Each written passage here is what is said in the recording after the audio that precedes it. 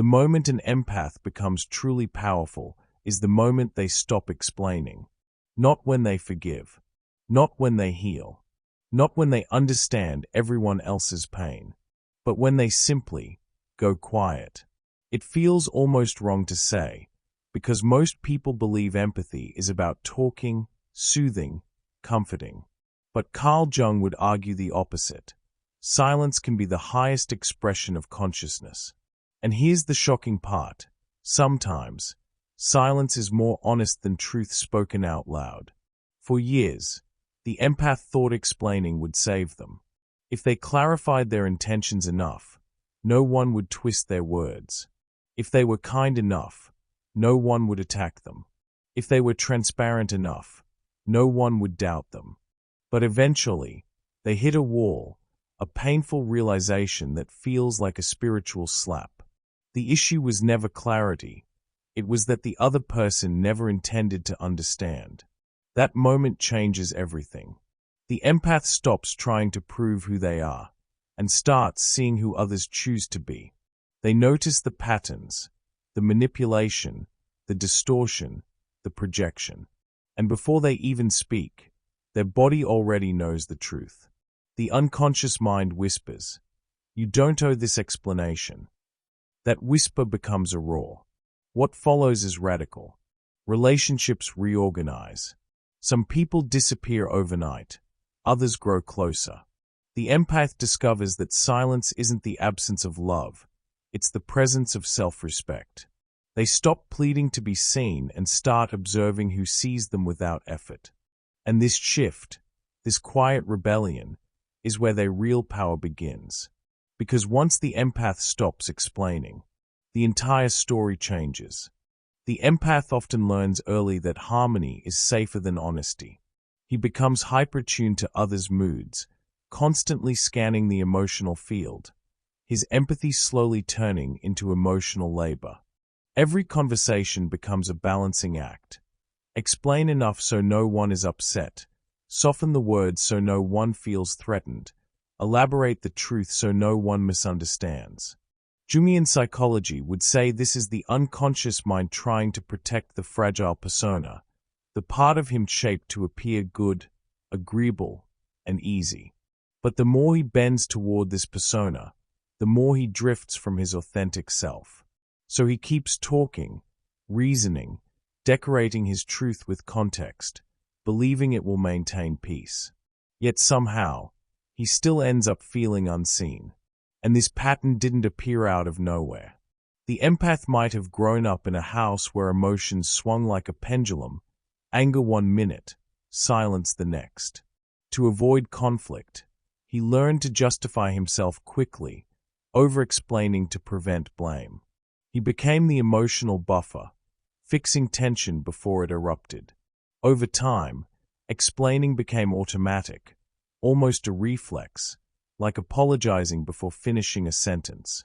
In depth psychology, this is the wounded healer archetype forming, the one who believes calm depends on his effort. He tries to repair the emotional atmosphere, even when it's not his responsibility. It's tragic and strangely poetic, trying to save others while feeling increasingly lost inside. In adulthood, this habit follows him everywhere. At work, he crafts long messages, repeatedly clarifying what he meant, terrified of sounding harsh. With friends, he narrates his feelings in detail to prevent misinterpretation. In love, he explains his actions before acting, as if permission is needed to exist. He doesn't notice how instinctual this has become, how explaining is not communication anymore, but self-protection. Jung might call it a defensive dance between persona and shadow. The persona says be nice, while the shadow whispers I'm exhausted. He wants to be understood so badly that he forgets he doesn't need to justify his truth. But the habit remains, automatic, unexamined. Meanwhile, the body keeps score. The empath begins feeling drained after simple conversations, tight chest, anxious thoughts, restless sleep. His shoulders are always tense, as if holding invisible weight. This is emotional labor turning into physical cost. He wonders why he's exhausted after explaining something so trivial. Yet his nervous system knows he wasn't just speaking, he was fighting to prevent rejection. Sometimes he laughs at the absurdity, editing a message 10 times just to send, "No worries." It's funny, yes, but also heartbreaking. His body is whispering what his mind refuses to admit. This way of living is unsustainable. And slowly, almost imperceptibly, something inside him begins to question the script. Why must he explain so much? Why does harmony feel like his personal duty? Jung once hinted that what we do to survive becomes our prison. The empath begins to feel that truth. He senses the unconscious mind nudging him toward shadow work, encouraging him to stop fixing everything and simply observe. He realizes he's been compensating for others' immaturity while neglecting himself. And even though he doesn't know it yet, this quiet noticing is the beginning of the spell breaking, opening the doorway to a deeper truth that will change everything. There comes a moment when the empath stops mid-sentence, not because there's finally a perfect explanation, but because something inside whispers, this no longer matters. It's subtle, almost silent, like inner transformation unfolding behind the unconscious mind. Jungian psychology would call this a confrontation with reality beyond the persona, the realization that harmony cannot be negotiated with someone unwilling to understand. The empath suddenly sees that clarity was never the issue. What was missing was the other person's desire to comprehend. And just like that, over-explaining loses its logic. The spell breaks, and what once felt necessary starts to feel absurd. The shift often begins with small observations. The empath notices how explanations are ignored, minimized, or twisted into narratives that never existed. Emotional labor slowly morphs into emotional awareness when patterns reveal themselves: manipulation, distortion, and projected guilt. In depth psychology, this moment exposes the shadow in relationships, where someone benefits from confusion. Jung would call it the confrontation with light and darkness at once. The empath recognizes that miscommunication is strategic, not accidental. This insight breaks the trance, showing that the goal was never mutual understanding, only control. Old memories resurface. The empath recalls arguments where facts didn't matter, only the other's dominance did. Times where apologies were offered simply to end discomfort, not because truth required it. Suddenly, the empath sees the meaning of life rearranged. Not everyone seeks truth. Some seek advantage. This painful clarity reveals psychological archetypes. Perhaps narcissism and the unconscious, perhaps a wounded protector terrified of looking inward. The empath recognizes projection and perception at play, another's repressed self being placed on their shoulders. Jung on Suffering and Growth teaches that this is not punishment, it's initiation. So the empath pauses, not just outwardly, but internally. The endless explaining stops because the unconscious mind has delivered a revelation. The problem was never lack of clarity. The empath senses a spiritual awakening blooming beneath the silence. The body, once tight and anxious, begins to exhale. Emotional alchemy unfolds, as the empath acknowledges how much energy was spent trying to fix what was never theirs to solve. Jung would say this is the moment the empath confronts not only another's shadow, but their own, particularly the deeply conditioned belief that love must be earned through justification. Journaling, meditation, or dream interpretation may help decode what the psyche has been whispering through Jungian dream symbols and synchronicity explained. There is humor in this awakening too. The empath laughs at memories of overly long texts crafted for people who were never truly listening. It becomes clear that a simple boundary, no, might have saved hours, even years. But there's no bitterness, only understanding. This is part of the hero's journey, where innocence meets wisdom. The empath needed to feel the friction of distortion to recognize their inner power. Now, a new posture begins to emerge, quiet, grounded, unbothered. Silence no longer feels like defeat. It feels like choosing dignity over chaos. And that simple shift opens the door to the next chapter, where silence becomes sacred ground. There comes a turning point where silence stops feeling like surrender and begins to reveal itself as true inner alchemy. The empath notices that stepping back is no longer about fear, it's about wisdom. Silence becomes a boundary that doesn't need to be justified, explained, or softened. Jungian psychology would describe this shift as the individuation process quietly unfolding. The persona that once tried to fix everything steps aside, allowing the inner voice of the self to rise. In that stillness, the unconscious mind teaches that the most powerful statements often require no words at all. It is a paradox. The empath speaks less yet becomes more authentically present.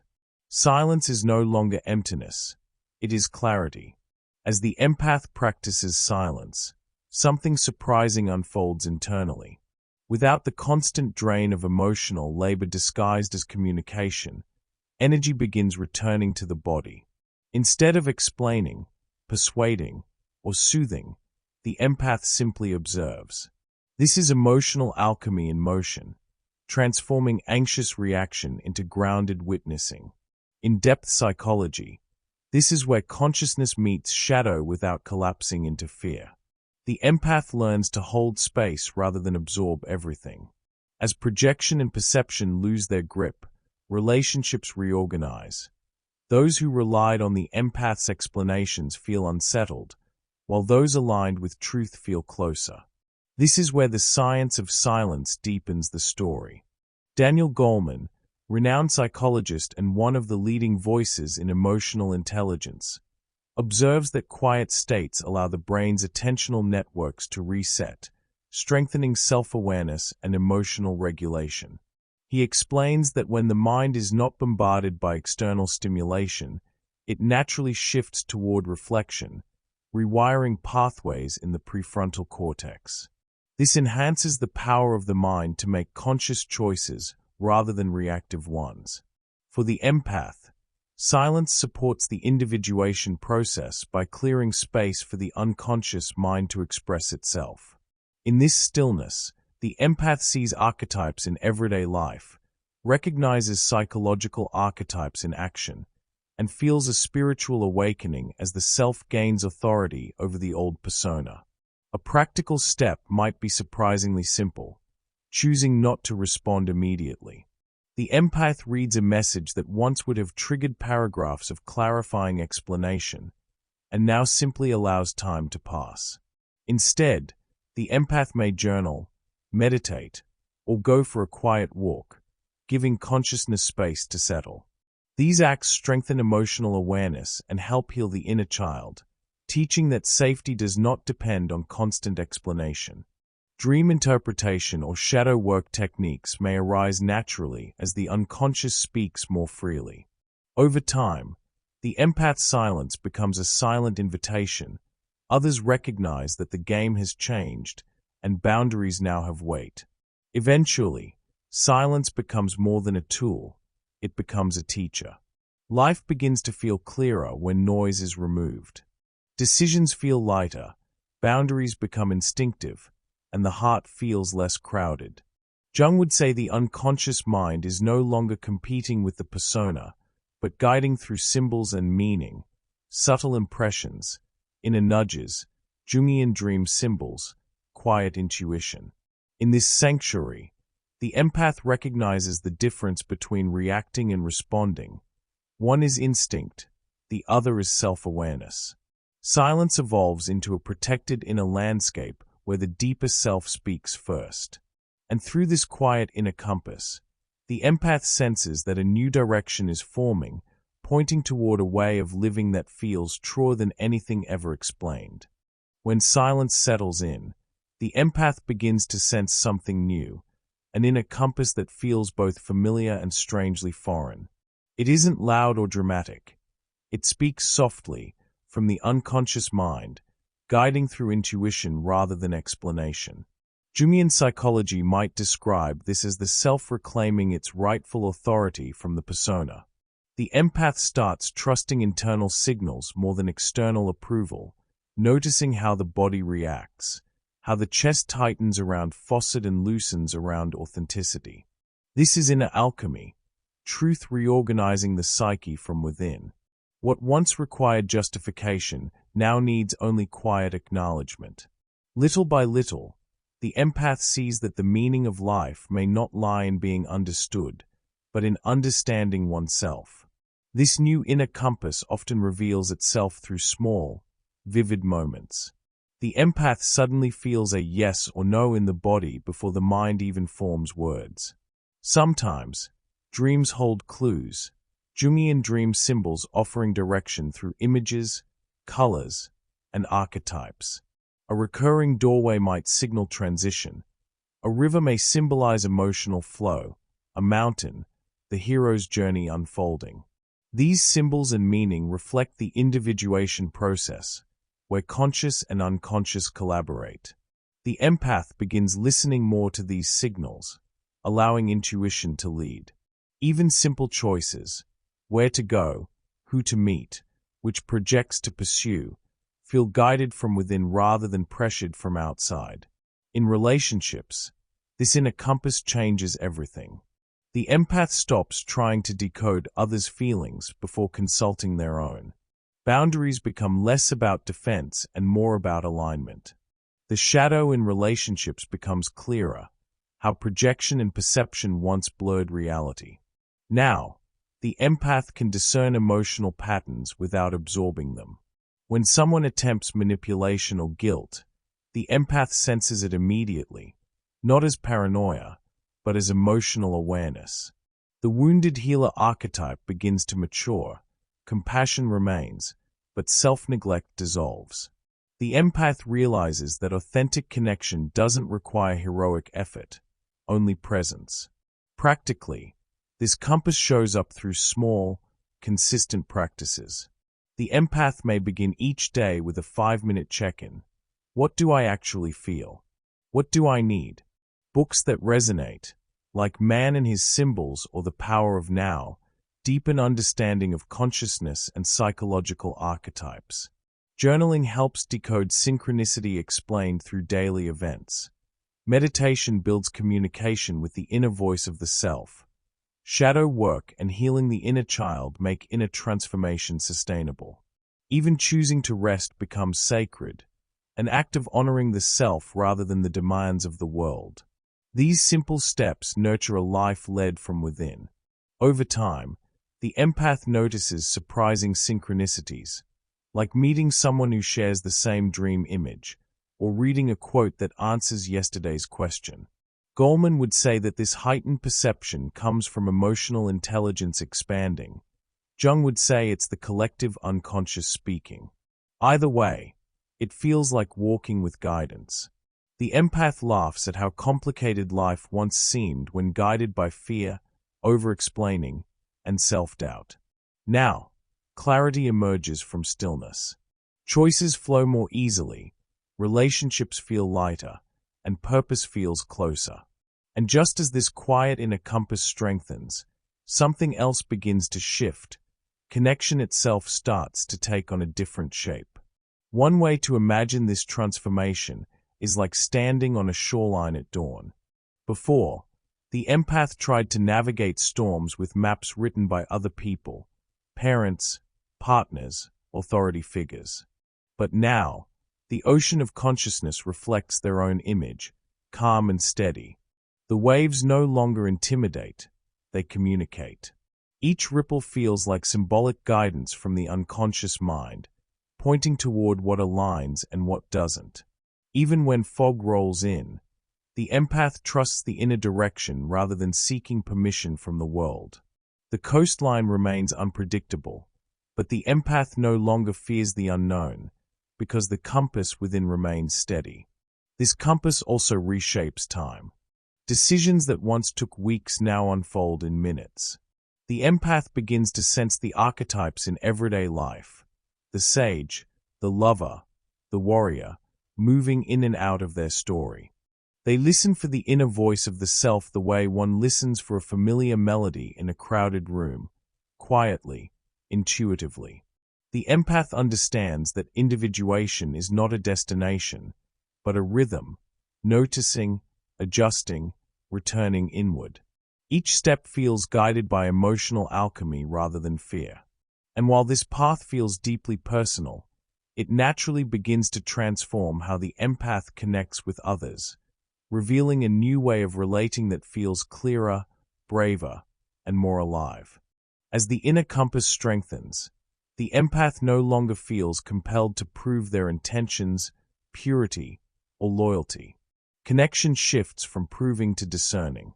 Instead of trying to convince others of their truth, the empath simply observes. This is emotional alchemy at its finest, transforming old habits of justification into quiet clarity. Jungian psychology describes this as a maturation of consciousness. The empath becomes attuned to the unconscious mind beneath every interaction. No rush, no pressure, just presence. Through this quiet witnessing, the empath begins to see relationships for what they are, not what they hope them to be. Suddenly, something remarkable happens. Relationships start reorganizing themselves. Some people drift away, not in anger, but in quiet recognition that the dynamic has changed. Without the empath overfunctioning, fixing, or absorbing projection and perception, the connection loses its previous structure. Others, however, move closer. These are the ones who value consciousness, emotional awareness, and mutual accountability. They don't fear silence, they meet it with curiosity. With them, the empath feels no need to wear a persona, no need to balance light and darkness to make the other comfortable. These relationships feel like the individuation process shared. The empath finds themselves increasingly drawn to mature bonds, relationships where truth and calm coexist. There's an ease in these connections, as if everyone involved has done at least some level of shadow work. Conversations feel grounded, not performative. People speak from the self, not from the repressed self or wounded inner child. The empath no longer feels responsible for carrying both sides of the dialogue. Instead, they experience reciprocity. Someone asks, listens, responds with presence. Jung might say the hero's journey has entered a relational stage, where companions walking alongside reflect psychological archetypes that support growth rather than drain it. This new language, truth plus calm, shows up everywhere. In friendships, it sounds like, I hear you, let me sit with that. In love, it expresses as vulnerability without panic. In family, it emerges through boundaries held with grace. The empath begins using fewer words, but speaking more honestly. This is conscious communication, soft yet precise, rooted in understanding rather than performance. It leaves room for silence, reflection, and dream interpretation. It allows the unconscious mind to bring symbols and meaning into the space between people. And strangely, this simplicity feels far richer than the old complexity of emotional over-explaining. Over time, the empath notices how different life feels when they are no longer trying to earn connection. They stop scanning for red flags and start recognizing resonance. Synchronicity explained through tiny signs lets them know they are aligned. Meeting someone at just the right moment, hearing a phrase they needed, feeling the collective unconscious whispering guidance. The empath no longer bends themselves into shapes to be chosen. They choose consciously. Their presence becomes steady, grounded, quiet, the kind of presence that invites depth rather than performance.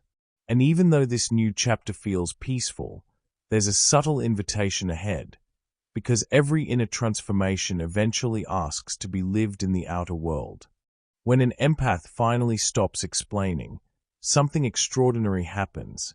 Life becomes clearer.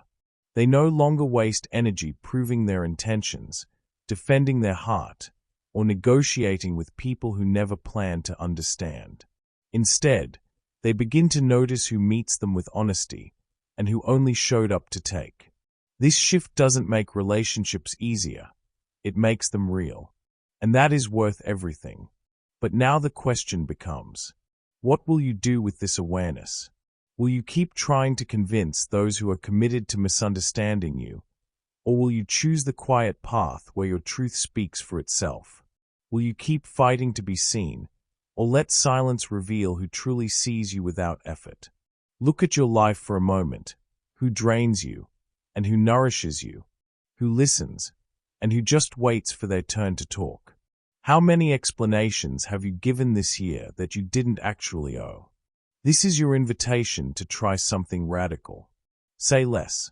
Observe more. Let your presence do the talking. You might be surprised how quickly the world rearranges when you stop apologizing for existing. And if this message spoke to your inner world, if it helped you feel seen, understood, or empowered, then stay with us. There is so much more to explore about Carl Jung, shadow work, the unconscious mind, and the inner transformation waiting beneath your everyday life. Subscribe to the channel and activate notifications so you don't miss the next step on this journey. Your voice matters, even when you choose not to speak.